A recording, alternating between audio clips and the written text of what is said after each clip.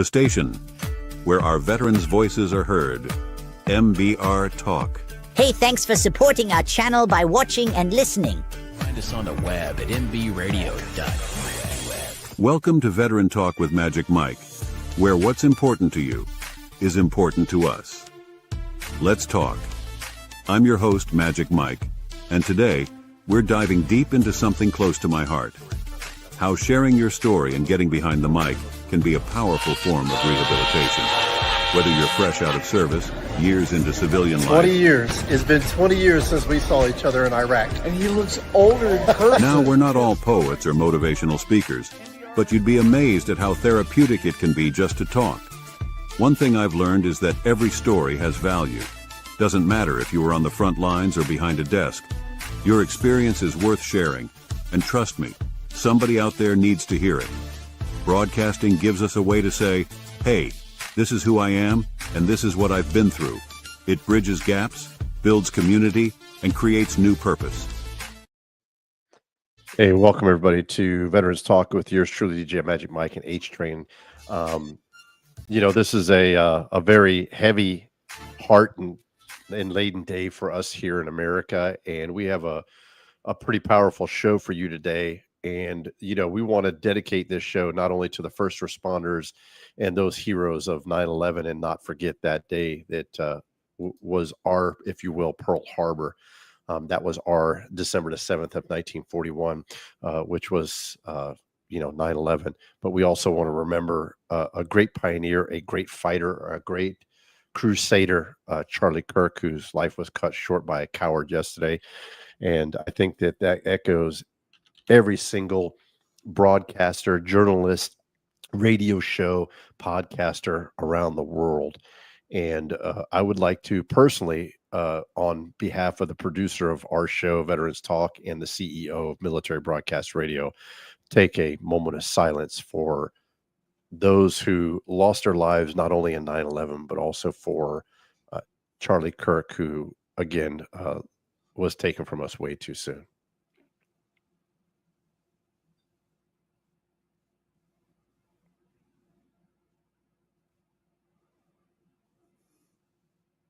Again, thank you so much for everybody joining me today on Veterans Talk. And I know it's a very sombering day for everybody, not just for what happened yesterday, the tragedy, but also 9/11, 24 years ago today. Every single one of us know where we were at. Every one of us who remember 9/11 is thinking about those people who lost their lives in the horrific terrorist attacks on our nation. And as George Bush said, you can shake the foundation of our country, but you will never tumble it. You will never crack it. Again, this is a very sombering day. It's not a day of joyfulness. It's a day of remembrance. And, it's unfortunate. H-Train's in the back of the studio there, and we were talking offline here. And he wrote a very powerful speech that's very, very impactful. And we'll share that with you here later on. We have a very special guest who's near and dear to me. He is one of the co-founders and pioneers of the Purple Heart Foundation in North Piedmont, North Carolina. Not to be misconstrued with the Purple Heart Foundation and the Purple Heart Military or the Purple Heart, which both of them have parted ways. And I'll share some of that history with you guys later on of how it is. But I want all my viewers out there, if you're viewing me for the first time, thank you again. We have a phone number. You're more than welcome to call here. And that's one thing that journalists love, right? That's one thing that radio show hosts love is interaction with the public, right? This isn't Michael's Veterans Talk. This isn't H-Train's Veterans Talk. This is your Veteran Talk. And if you have something to say, something that you want to voice, we have a phone number there. It's 720-619-0627. Please give us a call. We're live on the air right now from 4 to 5. We might even extend it a little bit after 5. But 720-619-0627. We're also on Facebook, TikTok, Instagram, so on and so forth. But please feel free to give us a call at that number while we're here. We'd love to hear your thoughts on, both 9/11 and the tragedy that took place yesterday with, again, a crusader in the faith. Me as a Christian and Charlie Kirk as well. a great crusader. So please feel free to give us a call here at Veterans Talk. Voice your opinion, show your support. As new stuff is coming over the air and stuff, we'll try to bring that to you as well.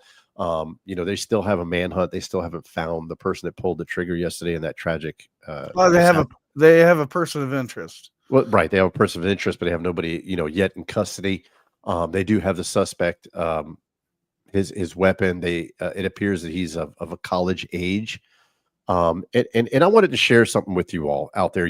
A lot of you are my age that watch this or older, and we have to remember that these young individuals today, right? So I want you to think about age and numbers, right? Everybody knows I'm a numbers guy. I want you guys to think about this for a second. When I say guys, it's not plural guys, it's general people. I want you to think about this, that 9/11 unified us, not just as a country, but as a world, right? I remember getting letters from my kids who were in Germany and pictures of the dozens and piles of bouquets of flowers that were set outside of the military base where I was based out of in Bamberg, Germany. And the world came together during 9/11, and they saw that the attack from 9/11 was something that we had never seen before as a world. And we knew right away that it was something that needed to be acted upon, and it needed to be corrected, it needed to be stopped. And it was an evil that we had never seen before. When, excuse me, 9/11, I'm suffering from allergies, so let me apologize. I'm a little stuffy today, so I'm not in my radio voice. But when 9/11 happened 24 years ago, right? There's a lot of these kids today that were not even born. And if they were born, they were 2-3 years old. So they don't remember 9/11. They don't remember the tragedy that took place on those innocent lives, thousands upon thousands at the World Trade Center, at the Pentagon, and on that airplane that crashed in that field in Pennsylvania. They don't realize the innocent lives that were taken and how horrendous it was. Right. So I want you to think about the numbers real quick. So when you see those protests in Oregon and other parts of the country where they're saying, down with Jerusalem, Palestine, we stand behind Palestine. I want you all to remember this, that those individuals don't have any idea what it was like on September 11th. They read about it in a book, like we read about Pearl Harbor in a book, right? We were taught Pearl Harbor in school. We were taught about the day that Pearl Harbor happened. We were taught about the kamikazes and how they bombed Pearl Harbor and innocent lives were taken. And for God's sake, we weren't even in war at the time. There was, Japan was at war, China was in war, everybody else was at war with each other except for us. And we refused to get involved in that war. It wasn't until December the 7th of Pearl Harbor that we were drug into that war. And, our president then said that it was a day that would live in infamy, and so did 9/11. So, these kids were not born. They have no idea what it was like to be attacked, sucker punched, if you will, from a evil like we had never seen before. So, we don't have that today. These kids don't have that today. They read about it in a book. And as far as they're concerned, it's fiction, right? It's something that they really can't put their hand on. I had the opportunity to go to ground zero of 9/11 many years ago. I went into the church there that was a kind of a safe haven, if you will. Excuse me. And, I read some of those letters. I read some of those letters from the 911 operators. From the Verizon operators, because 911 was overloaded and they were forwarding them to Verizon, and Sprint and different other cell phone services at the time. And there were literally phone calls coming in saying that we're on a plane, we don't know what's happening, we've been hijacked, please tell my daughter that I love her. And the phone goes dead. This is a tragedy. This is something that these operators had to live with the rest of their lives, right? So when we reflect back on 9/11 today and 24 years ago, which is going to be next year, the 25th anniversary, which is a long time, we need to remember that the very foundation of which this country was founded on may have been shooken, but it was not broken, and that they brought us closer together. than ever. So again, on this humble day of the memory and the anniversary of those horrific attacks, and this morning I was watching the news, and they said that we're going to show clips from the news of that news station when 9/11 happened, starting from the first plane attack to to the actual shutting down and of the flight. All flights were shut down across the world. I mean, the United States was. I know that we were shut down completely, and it brought back a lot of memories, and it brought back a lot of tears, a lot of anger, a lot of hurt, a lot of different emotions. And one emotion that it did bring back was the sense of pride in this country. I do my broadcast with those flags back there, and those flags aren't in a case just because they're in a case. Those flags are there because somebody fought for this country. Somebody put on a uniform, and somebody paid the ultimate sacrifice, in which that flag is in that case. And, I'm still more proud than ever to be an American, to have put on that uniform, and to live in this great country. It's just it's just a day of remembrance, and a day that we should never forget. Period. I mean, I think that's the best way to say it. H Train's back there quiet. I don't know what he's doing. I'm not doing anything. I'm just listening, brother. Preach it. Everything that you're saying is exactly right. All I can add is that, in today's society, we need to understand that, we have three pillars. And when you take away either the financial or the housing, or I call it hope, like, love, like support, family. When you take away those three things from a person, they're cornered in the corner. And when you are cornered in the corner like that, you're subject to do anything. You're subject to swing. I just think that, I think it's cowardly. Mm-hmm. I think it's ridiculous. Here's something I want to challenge everybody. I saw a couple minutes ago before we got on air, Edward C. Byers, who is a Navy SEAL, was, he's still, I don't like to say was, he's a Navy SEAL who was awarded the Medal of Honor. I had the opportunity to meet him at the American Valor Show, which is presented by the American Veterans Center in DC. And I had a chance to talk with him. I follow him on Instagram, and he posted a very, very, very moving speech today on Instagram about what happened yesterday and about 9/11. And I'm going to do it as soon as I get off this show, or as soon as we have a break. I challenge each and every one of you to do it. Every one of you to open up a new Instagram, whatever your Instagram is, if it's Veterans Talk, if it's Military Broadcast Radio, whatever it is. And I want you to put at the end of your name 4 little simple numbers, and that's 1776. If you don't know what that is, you need to go back to school and slap your history teacher. If you don't know what those numbers symbolize, you seriously need to recheck and rethink yourself. If you don't agree. Well, I'm sorry. I don't know where that's coming from. If you don't agree with that, sorry about the technical difficulty, but if you don't agree with that, those 4 numbers, 1776, go ahead and get your passport for another country and go live in another country, because 1776 symbolizes what this country is founded on, and the principles that we were founded on, and the Constitution which we were founded on. And it is the birth of our nation that we celebrate. And we are getting ready, as a matter of fact, to celebrate 250 years next year of this great nation. And it is something that is so, so near and dear to so many people's hearts.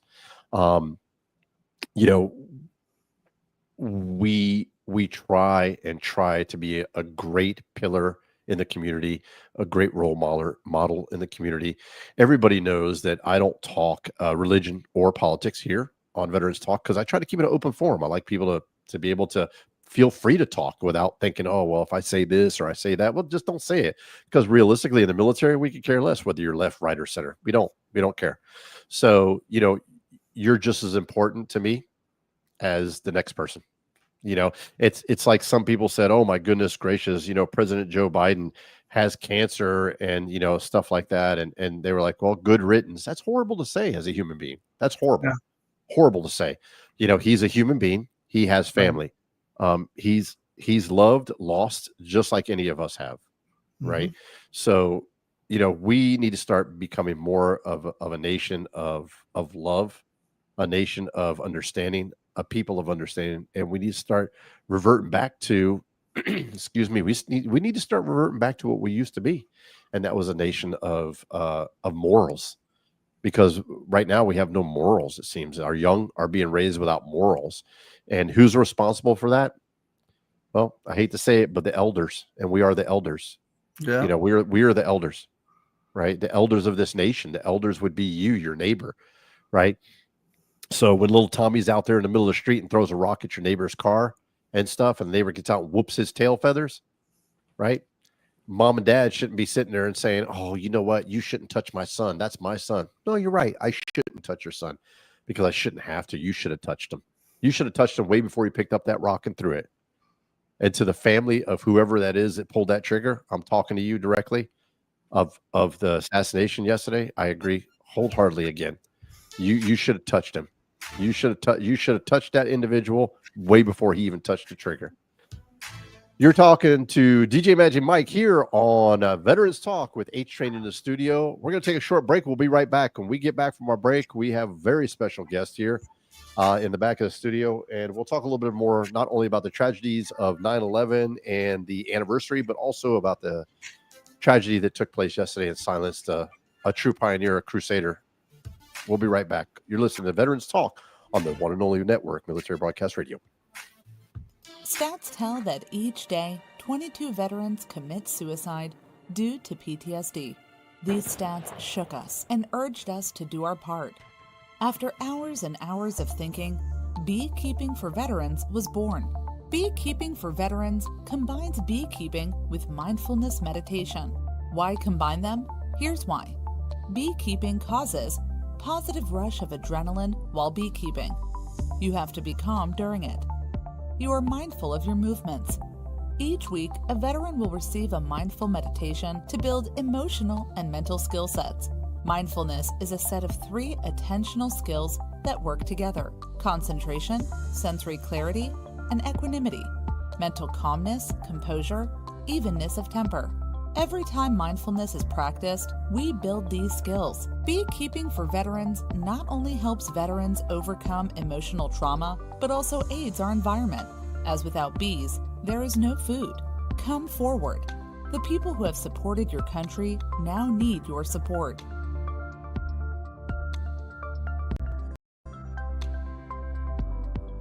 The station where our veterans' voices are heard.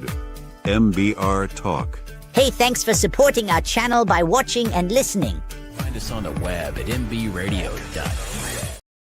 Hey, welcome back to Veterans Talk on Military Broadcast Radio with yours truly, DJ Magic Mike and H-Train in the studio. And just to give you all a little heads up, I asked the producer if he could shorten our commercials.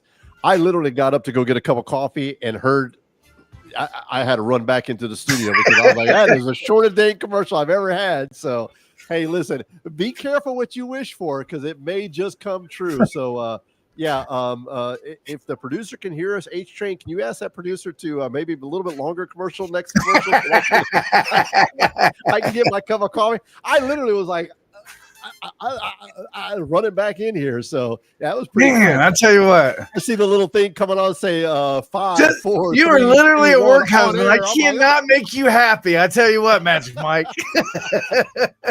Hey, Magic Mike, it is that time once again, and you know I'm excited to have him on. We're getting ready to have our interview of the week, Stephen Amos. The interview of the week is brought to you by Jersey Mike's, a sub above.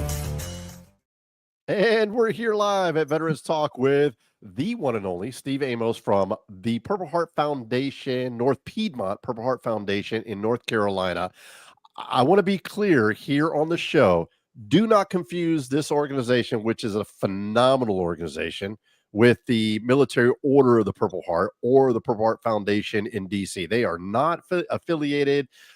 They do not, they don't collect money to give to veterans. They don't do anything like that. They are specifically, and I'm reading their bio, specifically an organization that honors the legacy, the memory, and the service of those who awarded the nation's oldest honor, the Purple Heart. Am I correct on that, Steve? Welcome to the show. Yes, sir. Glad to be here, Mike.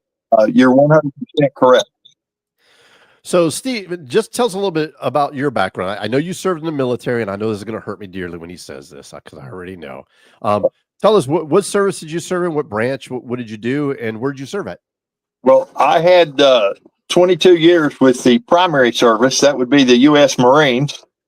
I knew that. I knew that was coming. Ouch. Ouch. I'm sorry. I realize you're with the Double dog, Semper Fi. Aren't ready for the Marines yet, but if everybody could be a Marine, it wouldn't be the Marines. True that. I spent a considerable amount of time at New River Air Station in New River, Jacksonville, North Carolina. I had a couple of years headquarters Marine Corps and had a 13-month tour in one of the more glamorous spots in Southeast Asia, Vietnam. Nice, pretty country if they weren't shooting at you. Yeah, most countries are if they're not shooting at you. My primary job was aviation operations. I've spent a considerable amount of time when I was overseas as a door gunner. So those of you who do know a little bit about me, my dad served in Vietnam as well as the Army, and his best friend, who I consider to be my uncle, even though he's not my blood uncle, I always called him, my uncle, but his name was Edward Fitzemeyer, and he was a door gunner in the Marine Corps in Vietnam. And I tell you what, that man, when he looked at you, he was a big boy too. All of you door gunners are like 6'3", 4. You guys are huge boys. I tell you, they don't put nobody small in that door, do they? No, that's a big old gun they had mounted in front of you. So I got to ask, how did you come up with the idea to honor veterans who are awarded the Purple Heart? And how did this all start? I mean, this is just, and by the way, I had the honor to speak at one of your events. I spoke at your event that you just had recently, a couple of weeks ago. And, you said, oh, it's going to be a couple hundred people. And there was like almost 700 people at this event. It was huge. It was. We had 670 people there on the 16th. Well, back in 2013, I was already working some with a considerable amount with the VFW. And Mike Johnson with the state organization of the Military Order of the Purple Heart Foundation, the local organization, not the one that collects the money.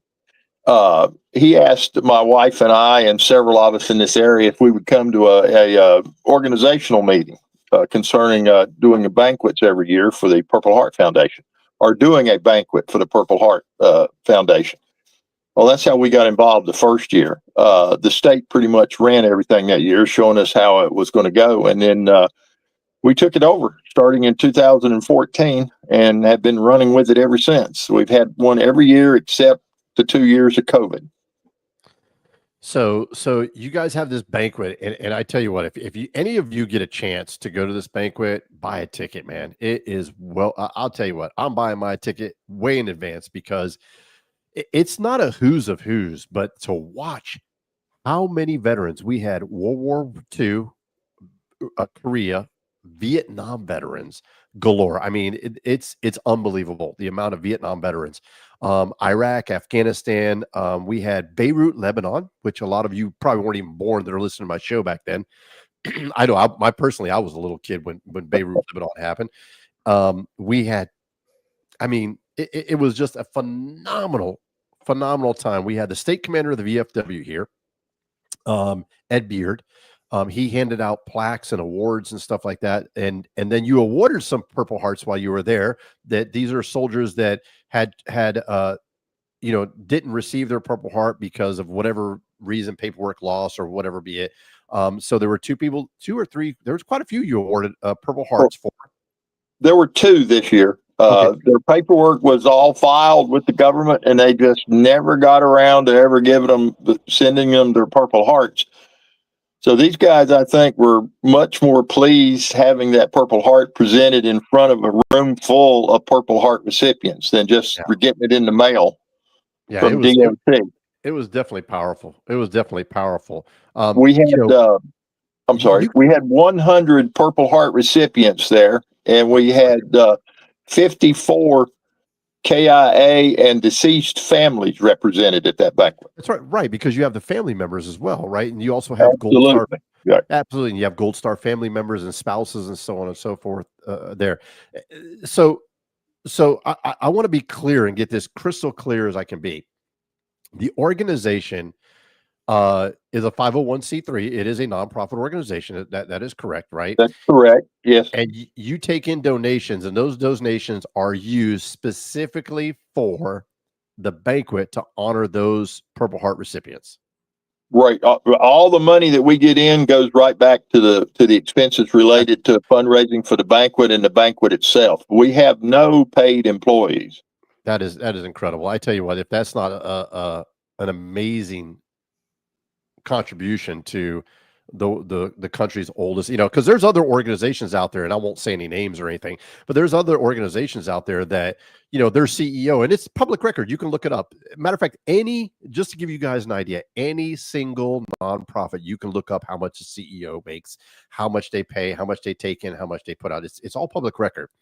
The CEO of another organization makes $180,000+ a year, never served in the military, never awarded a Purple Heart, and doesn't even live in the same state as the organization is, but yet makes all that money, takes in a lot of money.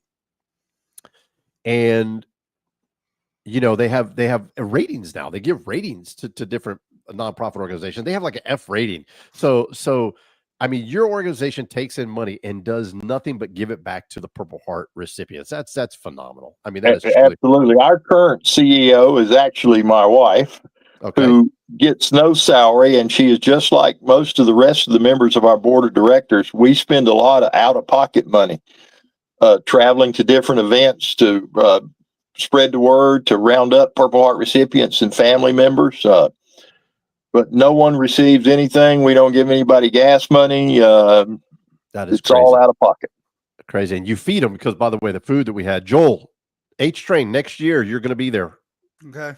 All right. I'm flying you in, buddy. You're going to be there with me. We're going to go up there. I want you to meet these amazing people. It's great.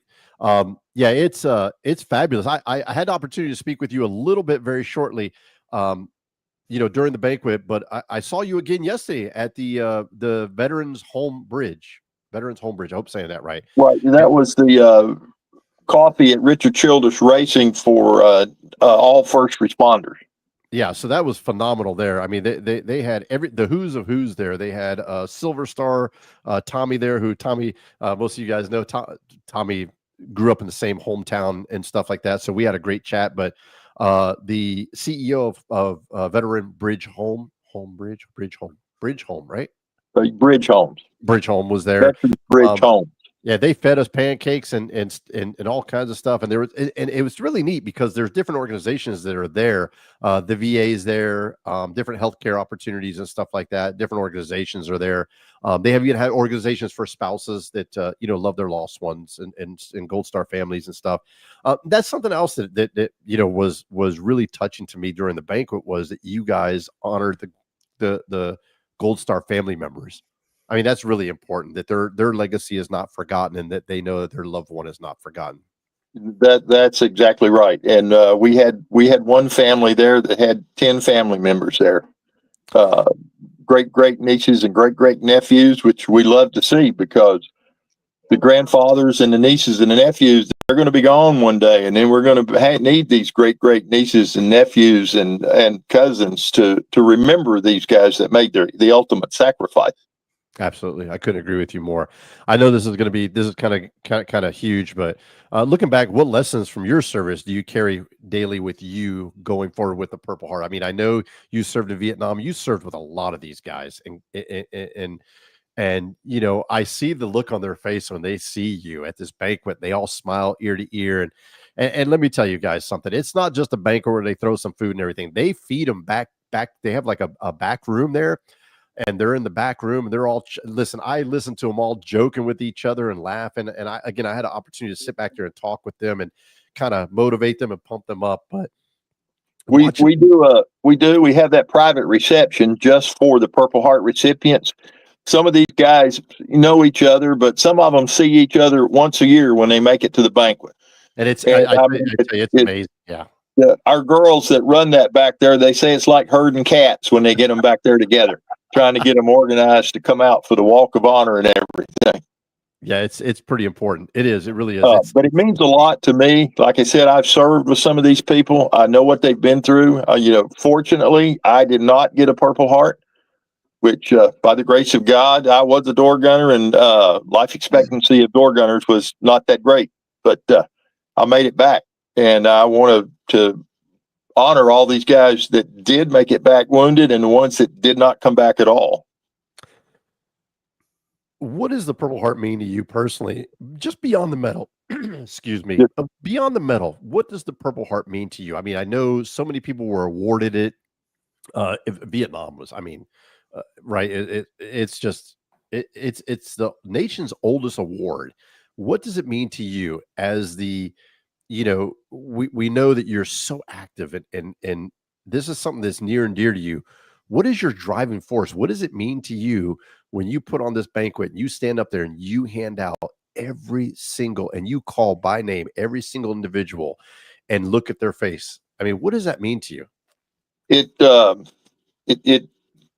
touches you. It just makes me proud that we're there honoring these guys. We know that they gave, especially the Gold Stars, they made the ultimate sacrifice, but the ones that were wounded and made it back, we're so proud of what they did and that they made it back. And that's our purpose. We want to honor them and tell them how grateful we are. That I tell you, it's an amazing organization. If you guys ever get the chance, check them out. North Piedmont Purple Heart Foundation. I'm sorry? Northwest Piedmont Purple Heart Foundation. I always forget that West. Northwest Piedmont Purple Heart Foundation. Check them out. Listen, I tell you what, if you are somebody who, if you don't know where it's going, man, I donate to quite a few different organizations and stuff, and I always like to see where my money goes. And there is not a doubt in my mind that the money that I donate to your organization goes to a good cause. It goes to a great cause. It goes to an amazing cause. It goes to recognizing those individuals who put on that uniform, went above and beyond, and some of them paid the ultimate sacrifice, and their families letting their families know that they will not be forgotten is just in and itself. I mean, you're a true patriot, Stephen. You and your wife are true patriots. You're an amazing let me add one last thing. It says Northwest Piedmont, but we don't turn down anybody. If you've got a Purple Heart or you're a Purple Heart family, we bring you to the banquet. We had people from South Carolina, from Virginia. We had some relatives that came out of Georgia for this. I was just going to say, I met some people from Georgia there at the banquet and Virginia. Absolutely. We don't turn anybody back away. This is huge. And again, it's a recognition for those who were awarded the nation's oldest medal. It's not an organization that takes money to give free money away or anything like that. It's to let them know that their sacrifice will never be forgotten. And that's something, that I thought was appropriate today on 9/11. Especially as we're thinking about the past 24 years. I know we have a lot of events that's transpired since we've talked yesterday, since we saw each other at the Richard Childress racing there in North Carolina, in Lexington, North Carolina. I'm going to tell you a quick funny story, and I know I'm trying not to be funny, but everybody knows I like to laugh. I sat there yesterday, Stephen, and talked with this beautiful young lady for probably about a good 45 minutes. And I finally asked her, I said, I'm sorry, what do you do? And she goes, oh, I'm the mayor. I probably should have done my homework while I was sitting there talking to this young lady. I met the mayor of Greensboro, which, by the way, was a phenomenal young lady. She was amazing. I got to meet some of her constituents as well as some of her colleagues, and ran into a producer there and stuff. But it was a great time at the banquet, or at the Richard Childress yesterday. So, well, if you notice also at Richard Childress yesterday, we had several general line officers, retired officers there also. Oh, yeah. That were in support. Yeah, so we had my general that I served under him, and I met him many times when I was in Bosnia. He went on to command the 82nd Airborne Division. Yeah, we had quite a few generals there. You're right. Hey, listen, you're listening to Veterans Talk here on Military Broadcast Radio. If you want to chime in, you have any questions for us or anything like that, we always have our phone number, 720-619-0627. That's 720-619. And he always does that. Takes away right before I can finish it. I'm going to memorize that number. I promise you. Yeah, you'd think after 2 years you'd memorize the you think after 2 years of doing the show, right? 720-619-0627, or you can write us an email or text message. You can send smoke signals. I have one final question before we take this break real quick, Stephen. We know that today is 9/11, right? And it weighs on a lot of people's hearts. And yesterday's tragic events, again, it was a cowardly attempt to shake the foundation of our Constitution. And, like I said, a lot's happened since yesterday, since we talked and stuff. Real quick, just your closing thoughts. Well, yesterday's events also hit very close to home to me also. My oldest son was a police officer killed in the line of duty. And every time something like this happens, I mean, this country was founded on, everybody has a different opinion. We have got to quit shooting people just because they disagree with you. I mean, it's absolutely ridiculous. Yeah. And don't blame it on the guns. I got guns. My guns had never shot anybody. Yeah, I agree. Hey, I use this all the time. I said, my mother died of lung cancer. She smoked 2 packs a day. Ain't nobody put a gun to her head and said, put that cigarette in your mouth. That was a choice, so, well, absolutely. We do a segment every time we have a guest on, and it's your time. It's your time to shine. You get a chance to talk about it. So H-Train, it's that time. Today's Time to Shine is brought to you by Dunkin' Donuts, veterans, and first responders. Runs on Dunkin'. This is your time to shine, baby. It's your time to shine. So this is it. We step back. It's yours, Stephen. You could say hi to whoever you want. You can give a big shout out to whatever you want to do. Go for it. Well, I'd like to give a big shout out to the board of directors to the Northwest Piedmont Purple Heart Foundation. They're a very hard-working bunch. It's about 25 of us on that board, and it takes all of us working together to put this banquet on. And we've already started for next year, as you seen yesterday at Richard Childress Racing. We rounded up a Purple Heart recipient that had never heard of us, and we made contact with a family that had never heard of us. So I don't know what else to tell you. We're just proud to do it, and we're going to keep doing it as long as we can. I tell you what, and anybody that's in the Northwest Piedmont area that would like to be invited to the banquet, has a relative or whatever, they can contact me at 336-462-2024, or they can go to northwestpiedmontpurpleheart.org. We have a website. Hey, again, thank you, Stephen. I can't thank you enough. And can I say it, Stephen? Is it okay? I got one more person I really have to thank, and that's my other half. You better, because she is amazing. Without her, she is a driving force behind me.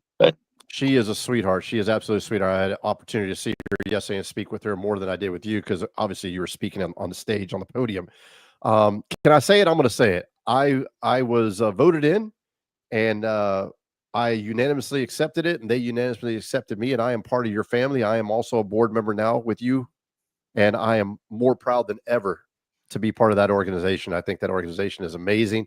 I think what you all do is amazing. Each and every one of you doing God's work. So, I can't thank you enough, Stephen, for all you do, and your beautiful wife and all the team there at Northwest Piedmont Purple Heart Foundation that honor every veteran and their families who received a Purple Heart. You're listening to Military Broadcast Radio Veterans Talk with yours truly, DJ Magic Mike. Our special guest, Stephen, from the Northwest Piedmont Purple Heart H-Train in the back studio. From all of us here, we're going to take a quick break, and we'll be right back. Thank you, Mike. Thank you, Stephen.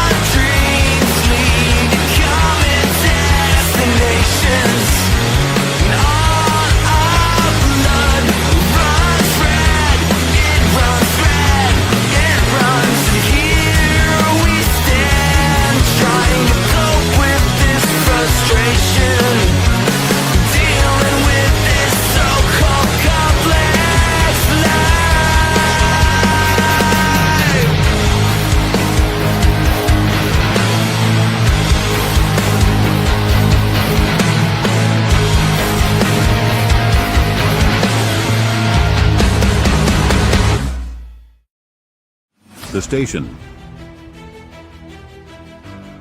where our veterans' voices are heard. MBR Talk. I meant to do that. MBR, it's in the game. Find us on the web at mbradio.us. And welcome back to Veterans Talk with yours truly, DJ Magic Mike and H Train in the back of the studio. We just had our guest on, and it was quite awesome. If you missed it, you can always check us back out on Roku Television, Instagram, Facebook, all kinds of stuff. We're everywhere. We're in the game. Yeah, we're there.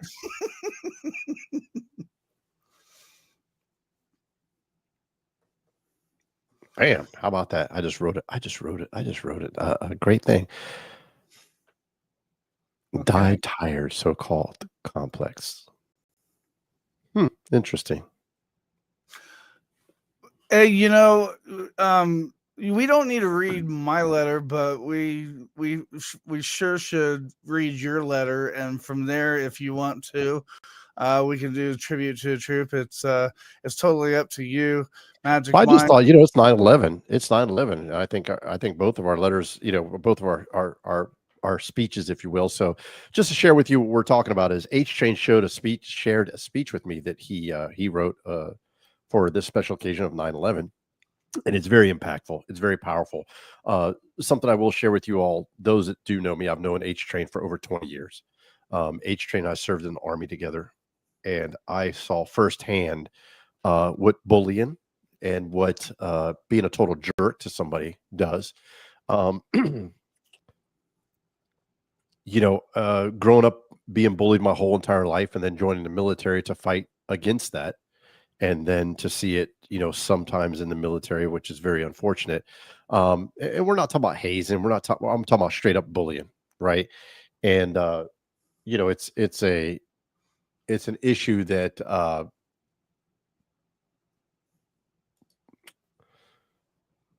it's an issue that needs to be dealt with. So when H Train read me his speech that he wrote, I thought it was very impactful. So, it is 9/11. We do a tribute to the troop, and we always do, one troop.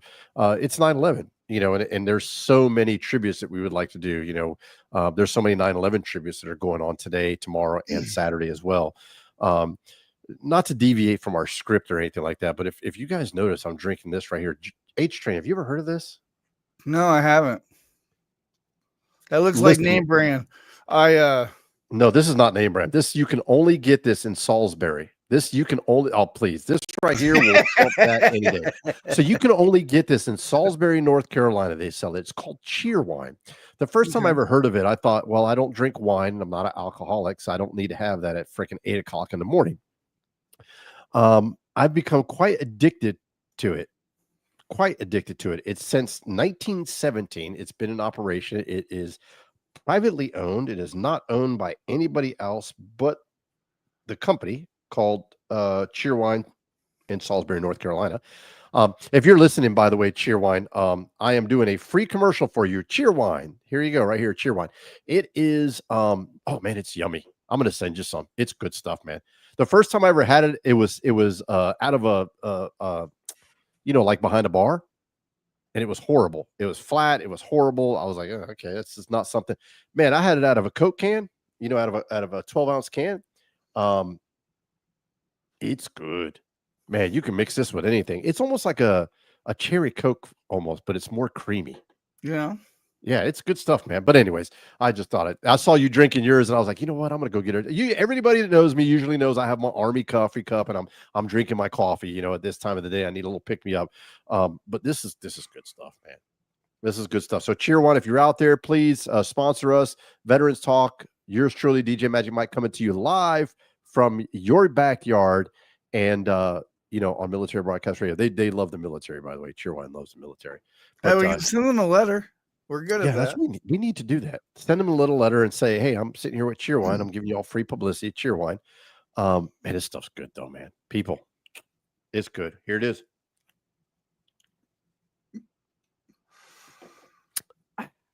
There it is. That was your Pepsi moment right there.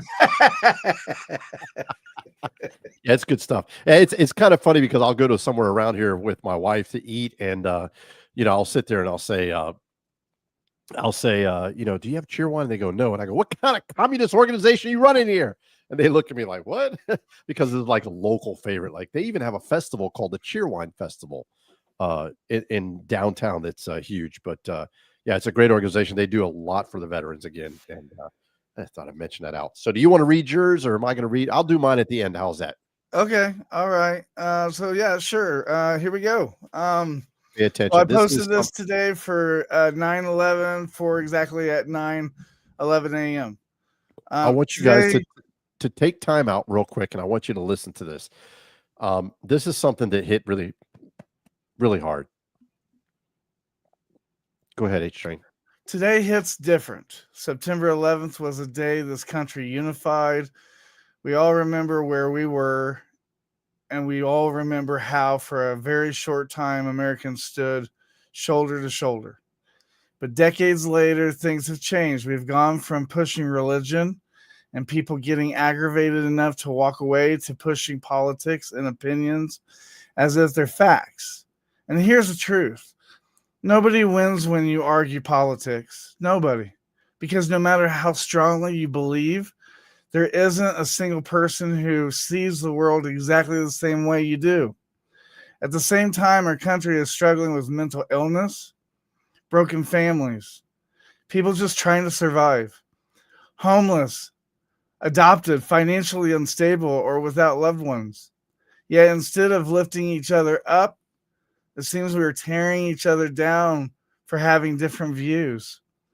Here's the part that stings. People love one another until they disagree. Then it's over. That's not unity. That's conditional acceptance.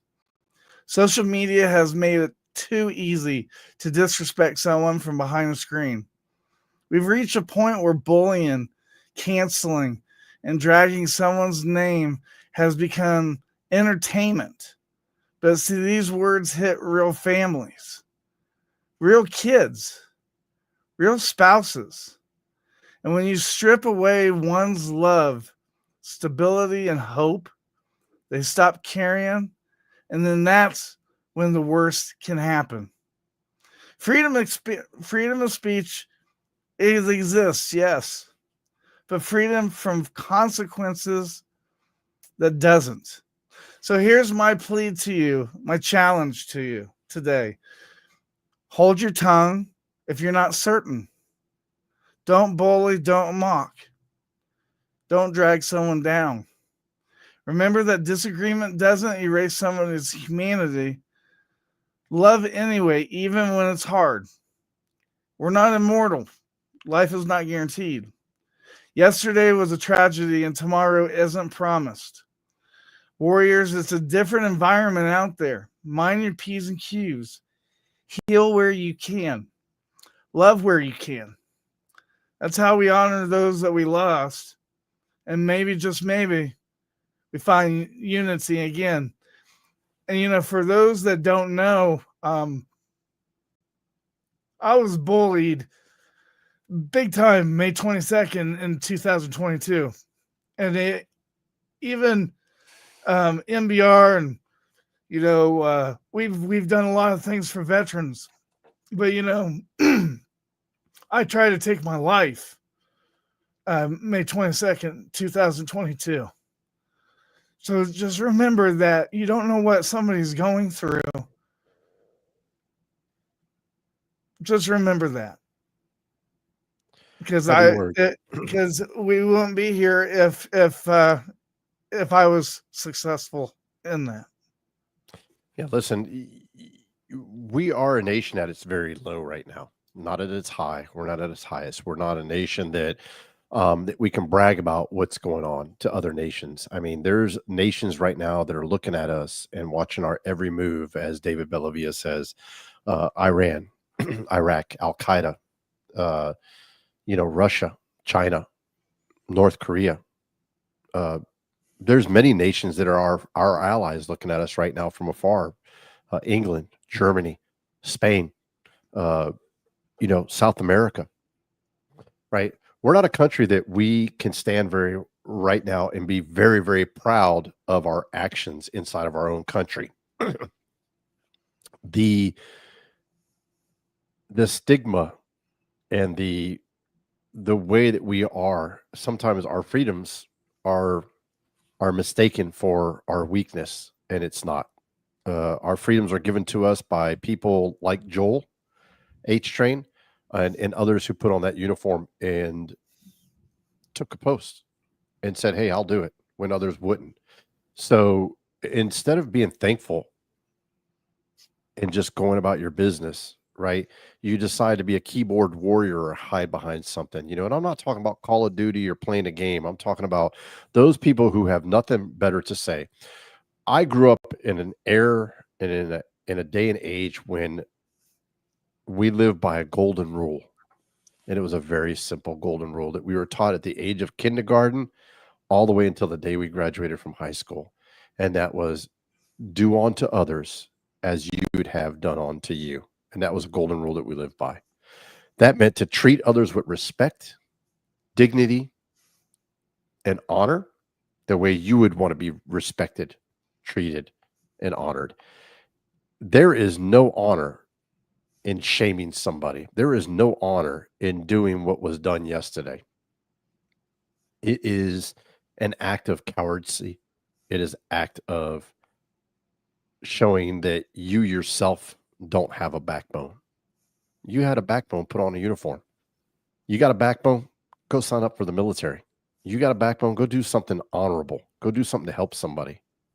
I see too many times in this country of our youth that are not being guided properly. And that's what it is.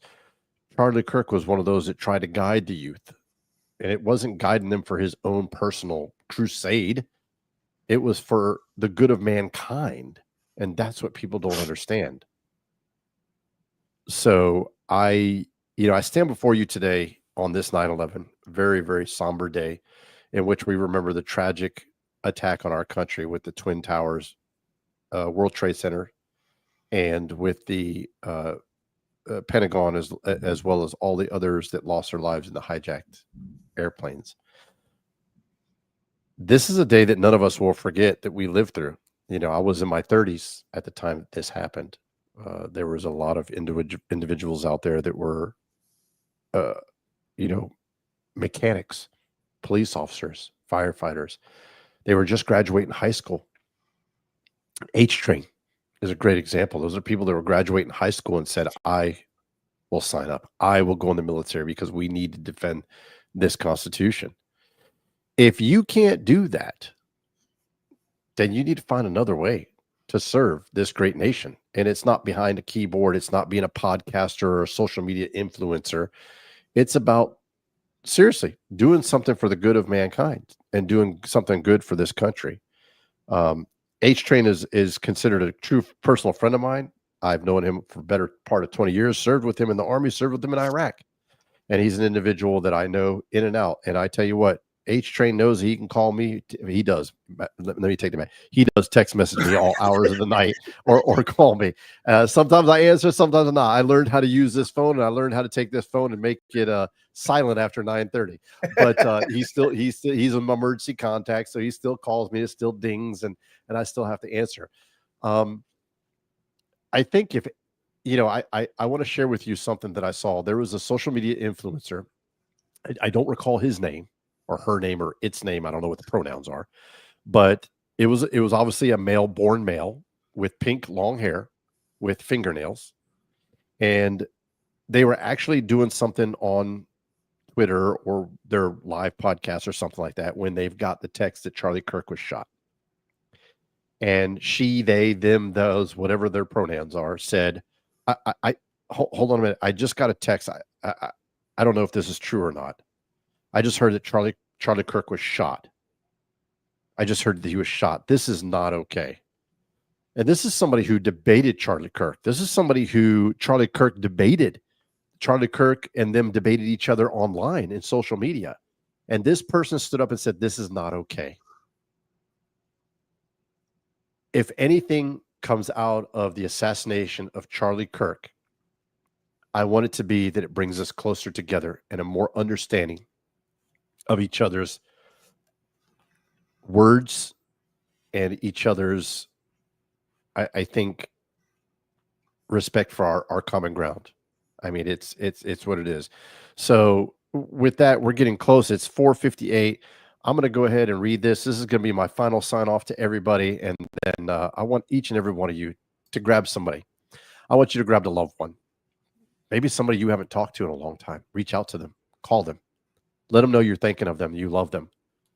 If you're out there and you're watching my show today on this very somber day of 9/11, the 24 years since the attack on our country, I want you to reach out to somebody. Reach out to your mom or dad, your brothers, your sisters, your cousins, your friend, your roommates, your college buddies, your sorority buddies, your fraternity buddies, whatever it be, somebody you're next to. Let them know that you care and you love them. Give them a hug if you're near them. Reach out to them, call them, tell them they're loved and you're thinking of them. That's what today should be about. Remember my challenge to each and every one of you, if you have an Instagram account, start a new Instagram, put the hashtag on the back of it, 1776. That's what I'm going to do. And I'm going to read you this real quick, and then I'm going to sign off. And this is my final kind of farewell to everybody. And I want you to understand that this is my personal, this has nothing to do with MBR. My fellow Americans, as a veteran, I've stood on foreign soil, defended freedoms that were not my own. I've watched men and women bleed for the ideals stitched into our flag. Those ideals of life, liberty, and the pursuit of happiness. And I know I stand before you shaken not by an enemy from abroad, but by the violence here at home.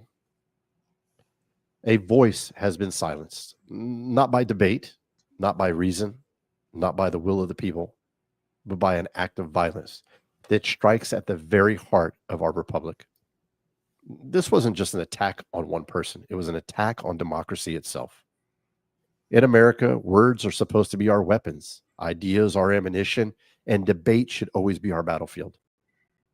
When someone resorts to violence to silence speech, they're not just attacking an individual. They are striking at the very foundation that makes us free. I want every citizen to hear me clearly when I say this.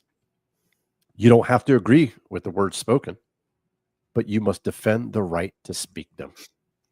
I'm going to say that again. You don't have to agree with the words that are spoken, but you must defend the right to speak them. That is the covenant of our freedom. That is the legacy of every soldier who has ever put on a uniform. Marine, sailor, airman, soldier who has ever sworn oath to the Constitution of the United States of America. You see, if we allow fear to dictate speech, it will allow bullies to replace ballots. It will allow intimidation to drown out dialogue. Then the enemies of freedom, both foreign and domestic, have already won.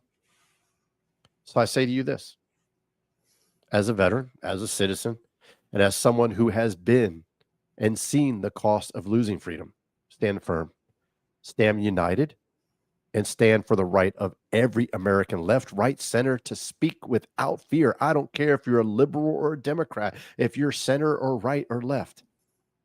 Speak without fear. We will not surrender to hate. We will not bow to violence. We will honor the life that was taken, not by tearing each other apart, by holding tighter to the binds, to what binds us together. Freedom of speech is not a gift from the government, never was. It is a birthright from God to defend, to be defended by generations of Americans who are willing to pay the ultimate price. We owe it to them. We owe it to ourselves. Not to let this moment that transpired divide us, but to make it a turning point where we recommit to being one nation under God, indivisible, with liberty and justice for all. Thank you all. Take care of each other and yourselves, and God bless America. I wish all of you well, and thank you so much for tuning in on this special broadcast on the anniversary of 9/11 and the tragic assassination of Charlie Kirk. All of us here at Military Broadcast Radio and Veterans Talk wish each and every one of you healthy